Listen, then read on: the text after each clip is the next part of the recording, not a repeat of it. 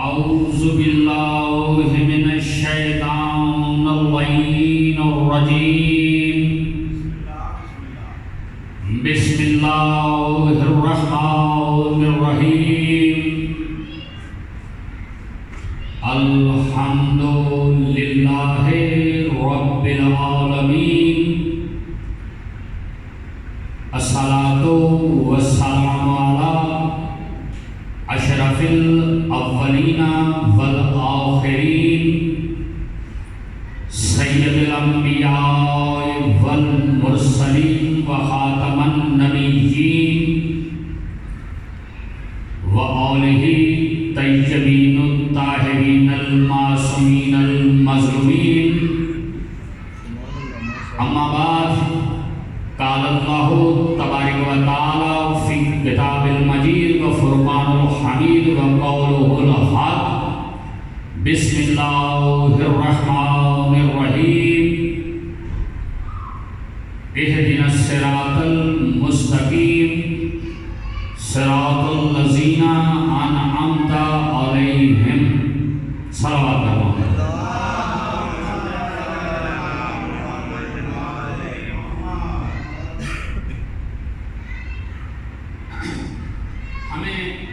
چراغ بناتا ہے یا علی ہے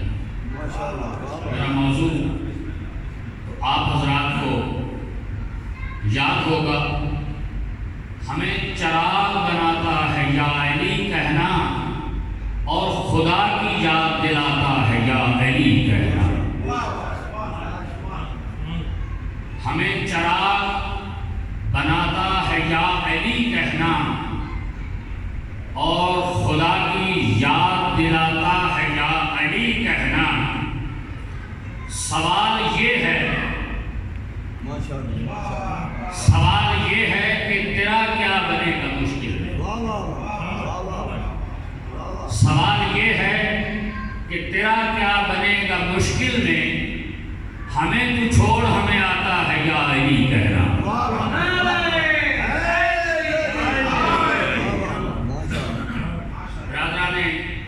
گرامی قدر آپ کو بہتر علم ہے کہ میرا موضوع ہے یا علی کہنا ذکر علی کرنا اور سوالیہ انداز میں کہ علی کا ذکر کرنا ضروری کیوں ہے اور یہ جو اشعار آپ کے سامنے میں نے پیش کیے ہیں کہ ہمیں یاد دلاتا ہے یا علی کہنا یہ میں قرآن سے ثابت کروں آج انشاءاللہ العزیز اللہ کے پاک قرآن سے یہ ثابت ہوگا لیکن اس سے پہلے میں ایک اور چھوٹی سی بات آپ حضرات کی خدمات عالیہ میں عرض کرتا چلوں بھائی شمیر قرآن میں موت کا ذکر 165 بار آیا یہ ایک بہت تحقیقاتی بات ہے غور سے سننا ہی نہیں اسے یاد بھی رکھنا ہے اور بالخصوص اپنے نوجوانان ملت کے لیے قرآن میں موت کا ذکر 165 بار آیا ہے جبکہ زندگی کا ذکر 179 بار ہے 179 اب جب آپ 165 کو موت علم العادات کے حوالے سے بات کر رہا ہوں 165 موت کا سمبل ہے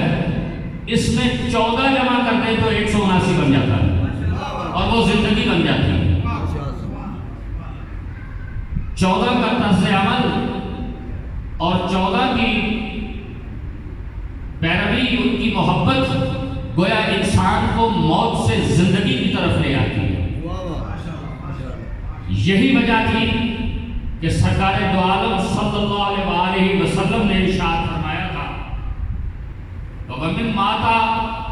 بِحُبِّ آلِ مُحَمَّدٍ مَاتَ شَهِيدًا اور یہ جامع ترمذی کی روایت امام ترمذی کہ وَمِن مَاتَ بحب آل محمد ماتا شہیدہ، اور آپ جانتے ہیں کہ شہید کو موت نہیں آتی، باقاعدہ خدا کے ہاں سے رزق پاتی ہے۔ ومن ماتا ببغض آل محمد ماتا کافر، آل محمد سے دوری کا نام موت ہے، اور آل محمد کے ساتھ ہونے کا نام زندگی ہے۔ یہ علم العادات کے حوالے سے یہ جو چھپے ہوئے قرآن میں راز ہیں، یہ یوں ہی نہیں ہیں، بلکہ سمجھنے کے لیے ہیں کہ آپ نے اپنی زندگی کو کس ڈھنگ سے آگے چلانا۔ میں نے آپ سے گزارش کی تھی کہ میں آپ کو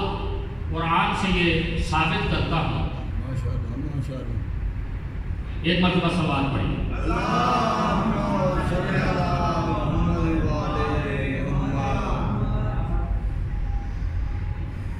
محدثین کے حوالے سے یہ روایت ہے کہ 350 سے زائد آیات مولا علی کی شان میں قرآن میں موجود ہیں، جو فقط مولا علی کی شان میں نازل ہوئی۔ لیکن ہم یہ کہتے ہیں، اور میں یہ نہیں کہتا، آپ تمام حضرات نے اگر نام سنا ہو حضرت شاہ محدث دہلوی کا، تو وہ اپنی کتاب ازالۃ الخلفاء میں کہ صفحہ نمبر 24 پہ یہ کہتے ہیں، خود مولا کائنات علی علیہ السلام کی ایک روایت نقل کرتے ہوئے کہتے ہیں کہ سرکار امام علی علیہ السلام نے فرمایا کہ یہ کلام خدا جو ہے، جس کو قرآن کہتے ہیں، یہ قرآن صامت ہے، اور انا علی ابن ابی طالب قرآن ناطق، میں بولتا ہوا قرآن۔ یہ روایت حضرت شاہ ولی اللہ محدث دہلوی کی ہے جو اس میں پائی جاتی ہے۔ اور صرف اس لیے کرنا چاہ رہا ہوں کہ قرآن کی بات آپ سنیں، کیونکہ اہل بیت اور قرآن، القرآن ما علی و علی و ما القرآن، سرکار دو عالم صلی اللہ علیہ وآلہ وسلم کی جو وصیت ہے، جو آپ کی طرف سے ہدایت ہے کہ میرے بعد کیا ہوگا، وہ تھا انی تارک فیکم الثقلین کتاب اللہ و عطرتی اہل بیتی ما ان تمسکتم لن تضلوا من بعدی حتی یرد علی الحوض، کہ تم میں دو چیزیں چھوڑے جا رہا ہوں، ایک اللہ کا پاک کلام ہے جس کو قرآن کہتے ہیں، اور دوسری میری عطرت اہل بیت ہے، ما ان تمسکتم، اگر آپ نے ان کا دامن مضبوطی سے تھام لیا تو میں محمد مصطفیٰ صلی اللہ علیہ وآلہ وسلم آپ سے وعدہ کرتا ہوں کہ آپ گمراہ نہیں ہوں گے حتیٰ کہ آپ حوض کوثر پہ پہنچ جائیں۔ جو آیت مبارکہ میں نے تلاوت کرنے کا شرف حاصل کیا کہ صراط مستقیم، یہ اسی موضوع کے تحت بات چل رہی ہے کہ آپ نے فرمایا کہ تم میں دو چیزیں ہیں، قرآن اور اہل بیت، اگر ان کا دامن تھامے رکھا تو گمراہ نہیں ہوگے۔ ایک لفظ ہوتا ہے گمراہ، یعنی گمراہ جس کے پاس کوئی راہ نہ ہو، اور جس کے پاس کوئی راہ نہ ہو وہ صراط مستقیم پہ نہیں ہوگا۔ صراط مستقیم پہ ہونے کا مطلب ہی یہ ہے کہ آپ گمراہ نہیں ہیں۔ تو نبی اکرم صلی اللہ علیہ وآلہ وسلم نے ارشاد فرمایا کہ ان کا دامن مضبوطی سے پکڑے رکھیں۔ میں محمد مصطفیٰ آپ سے وعدہ کرتا ہوں کہ اگر آپ نے ان سے تمسک رکھا تو آپ گمراہ نہیں ہوں گے۔ اب آتے ہیں اس بات کی طرف کہ کیسے چراغ بناتا ہے یا علی کہنا، اور خدا کی یاد دلاتا ہے یا علی کہنا۔ برادران اسلامی، قرآن میں سورہ الرحمن سے آپ تمام حضرات سب مسلمان الحمدللہ واقف ہیں۔ اس میں اللہ نے آواز دی کہ کل من علیہا فان، اس دن کو یاد کرو، اس دن کو ذہن میں یہ رکھو کہ جس دن ہر شے فنا ہو جائے۔ یہ سورہ رحمان کی آیہ مبارکہ 26 نمبر آیت ہے کہ ایک دن ہوگا جو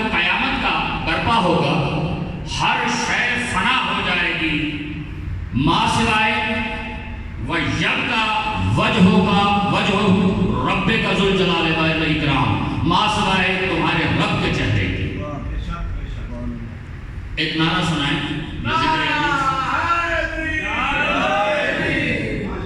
سورہ رحمان کی آیت مبارکہ 27 کہ اس دن جس دن ہر شے فنا ہو جائے گی تو باقی رہے گا آپ کے رب کا چہرہ. تو برادران اسلامی کتاب ہے نہج الاسرار اور جلد نمبر ہے 2 اور صفحہ نمبر ہے 128 جس پہ یہ لکھا ہوا ہے, یہ روایت موجود ہے کہ سرکار امیر المومنین مولا کائنات علی علیہ السلام نے فرمایا کہ وہ رب کا چہرہ میں علی. تو جب ہر چیز فنا ہو جائے گی, یہاں ایک بات اپنے نوجوان دوستوں کے حوالے سے عرض کرتا چلوں, چونکہ یہ ایک تبلیغی حسین علیہ السلام کی مجلس جو ہے یہ اس لیے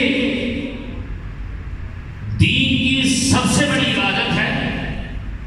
قرآن ہم اپنے گھروں میں بھی پڑھتے ہیں, اپنے مردوں میں بھی پڑھتے ہیں, ختم درود میں بھی پڑھتے ہیں, وہاں پڑھا جاتا ہے, یہاں سمجھا جاتا ہے. کوئی بھی دین کی عبادت ہے, دین وہاں پہ دیکھا جاتا ہے, اس پہ عمل کرنے کی کوشش کی جاتی ہے, لیکن عمل وہ کر سکتا ہے جو دین کو سمجھتا ہو. تفقہوا فی الدین, دین میں فکر پیدا کرے, اور فکر کا نام حسین علیہ السلام.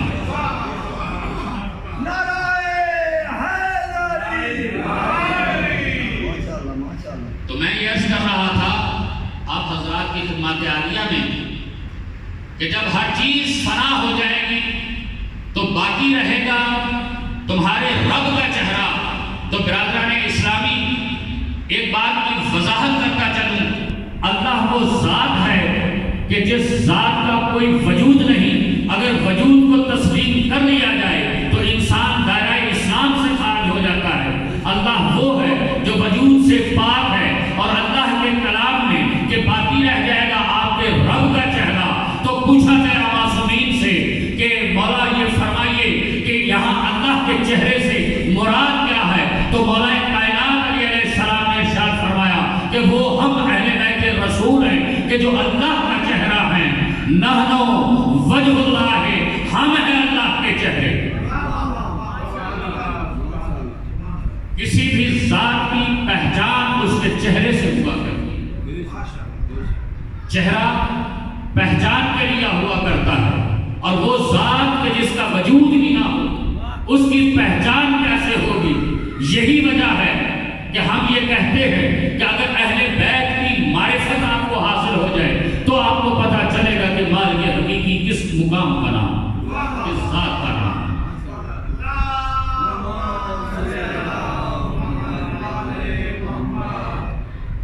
تو یہ ہے رب کا چہرہ جن سے اللہ کی پہچان ہوتی ہے, اور تفصیل میں جانے کا وقت نہیں ہے. اس کا انعام کیا ہے, ابھی بھائی نے بات کی انعام کی, تو انعام تو میں نے پہلے عرض کر چکا کہ صراط الذین انعمت, محمد و آل محمد کی محبت ہی سب سے بڑا انعام ہے. علی سے مودت ہے جس کو بے حساب یہاں, علی سے جس کو مودت ہے بے حساب یہاں, پھر اس کا حشر میں اختر حساب کیا ہوگا. علی سے مودت ہے جس کو بے حساب یہاں, اور زمانہ جس کے ولی کا جواب لا نہ سکا, زمانہ جس کے ولی کا جواب لا نہ سکا, تو پھر جواب رسالت معاب کیا ہوگا. پھر جواب رسالت معاب کیا ہوگا. اور یہ میں اپنی طرف سے نہیں, میری ہمیشہ کوشش ہوتی ہے یہ مسائل نہ سمجھیں, لیکن ایک بات عرض کرتا چلوں گا آج, ایک مرد کلندر کی بات کہ جس کا آپ کلام سن لیں. حضرت بابا فرید رحمت اللہ علیہ داتا بابا حضرت پاک پتن شریف میں وہ فرماتے ہیں اگر آپ کسی کو جانے کا اتفاق ہو تو ان کے مزار کے باہر ایک شعر لکھا ہوا ہے, علی دروازہ احمد کا. دروازہ احمد کا اور در احمد ہے اللہ، انا مدینۃ العلم والی بابہا، انا مدینۃ الحکمہ والی بابہا، کہ علی دروازہ احمد کا اور در احمد ہے اللہ، علی احمد ہے اللہ، علی احمد ہے اللہ، انا و علی من نور واحد، علی منی و انا منہ۔ اس کو کہتے ہیں اللہ کے ولی کہ جن کے اشعار جو ہے قرآن اور حدیث کی ترجمہ اور تفسیر کرتے ہوئے نظر آتے ہیں۔ تو برادران اسلامی، ہمارے تمام جتنے بھی مسلمان بھائی ہیں، خواہ کسی بھی مکتبہ فکر سے تعلق رکھتے ہوں، میری آج کی اس گفتگو کا آپ کو نتیجہ ان کے یہاں آئے گا۔ میری بات ہے، آپ تمام حضرات کی خدمت میں جسارت عرض کروں گا، میرے نبی کے صحابی کا مقام یہ ہے کہ آج 90 کروڑ مسلمان مل کر بھی ایک صحابی کے برابر نہیں ہو سکتے۔ پوری دنیا کے مسلمان مل کر بھی تمام کتب، ابدال، ولی، عالم، فاضل، محدث، قاری مل کے بھی ایک صحابی نہیں ہو سکتے، مگر ہر صحابی رضی اللہ مولا کائنات کا جو اللہ ہے۔ آپ نے یہ فرق ملاحظہ فرمایا کہ ہمارے برادران اہل سنت بھی جب مولا کائنات کا نام لیتے ہیں تو علی کرم اللہ وجہ الکریم کے نام سے پکارے جاتے ہیں۔ تو یہ ہیں اللہ کے چہرے جن سے اللہ کی معرفت حاصل ہوتی ہے، اور یہی وجہ ہے۔ دیکھیں، بڑی نپی تلی سی گفتگو ہے اور ٹو دی پوائنٹ گفتگو ہے، میں ادھر ادھر نہیں جا رہا، ایک تسلسل کے ساتھ آپ کی خدمت میں عرض کرتا چلا جا رہا ہوں۔ یوں ہی مصطفیٰ سرکار دو عالم صلی اللہ علیہ وسلم نے ارشاد نہیں فرمایا تھا کہ النظر وجہ علی عبادہ، علی کے چہرے کی طرف دیکھنا عبادت ہے، الذکر علی عبادہ اور الحب علی عبادہ، اور یہ علی کا ذکر، علی کی محبت، علی کی عبادت نہیں ہے، اللہ کی عبادت ہے۔ اگر پھر بھی سمجھ نہ آئی ہو تو میں اپنے نوجوان دوستوں کے لیے عرض کرتا چلوں کہ دین اسلام میں اور بہت ساری چیزیں ہیں، کعبہ کی طرف دیکھنا بھی عبادت ہے، قرآن کے حروف کو دیکھنا عبادت ہے۔ اگر کسی کو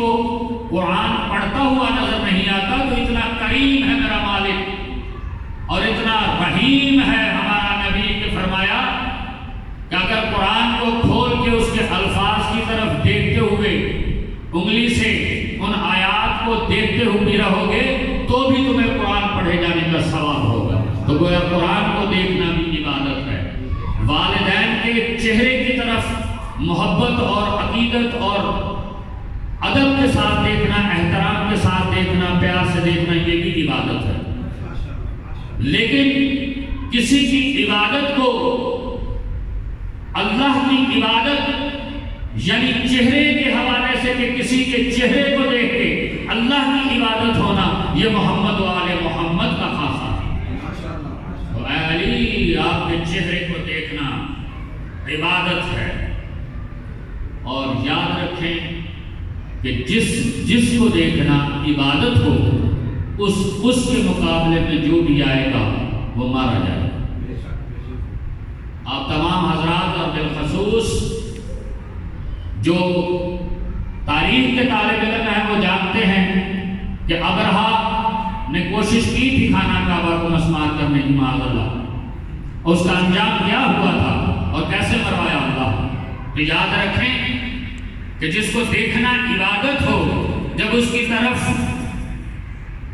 آنکھ اٹھا کے دیکھا جائے گا غلط نیت سے، غلط ارادے سے، تو اللہ اسے تباہ و برباد کر دیا کرتا ہے۔ اور اگر کوئی یہ کہے کہ مولا کائنات کے حوالے سے بھی کوئی مثال، تو حارث بن نعمان فہری کی کہ جب فرمایا گیا کہ من کنت مولا ہو فہذا علی مولا ہو، تو کہا کہ ہم نے نمازیں پڑھی آپ کے کہنے پہ، روزے رکھے آپ کے کہنے پہ، جہاد کیا آپ کے کہنے پہ، حج کیا آپ کے کہنے پہ، کیا یہ بھی اللہ کی طرف سے حکم ہے یا آپ کی طرف سے حکم ہے کہ آپ کے بھائی کی اطاعت کرنی ہے، آپ کے بعد اسے اپنے مولا تسلیم کرنا ہے؟ تو فرمایا سرکار دو عالم صلی اللہ علیہ وسلم نے کہ تم نے نہیں سنا بلغ ما انزل الیک من ربک کی آیت اس بات کی گواہ ہے کہ یہ پیغام خدا بندی پیغام ہے، میرے اللہ کی طرف سے یہ پیغام ہے، تو اس میں ایمان لانا بھی ویسے ہی ضروری ہے، بلکہ اس وقت تک نہ آپ کی نماز کسی کام کی ہوگی، نہ روزہ کسی کام کا ہوگا، نہ حج کسی کام کا ہوگا، جب تک آپ کے دل میں مولا کائنات کی محبت نہیں ہوگی۔ تو اس نے کہا کہ اگر یہی بات ہے تو اس سے بہتر ہے کہ ہم آپ کے بھائی علی کی محبت اور پیروی کرنا پڑے ہمیں، اس سے بہتر ہے کہ اللہ ہم پہ عذاب نازل کرے اور میں مارا جاؤں۔ تو تاریخ اسلام اس بات کی گواہ ہے کہ آسمان سے ایک پتھر نازل ہوتا ہے اور اس کے سر سے داخل ہوتا ہوا، گزرتا ہوا، اس کے بدن کو چیرتا ہوا گزر جاتا ہے اور وہ وہیں کا وہیں ڈھیر ہو جاتا ہے۔ تو دیکھا آپ نے وجہ اللہ کے سامنے اور مقابلے میں آنے کا انجام۔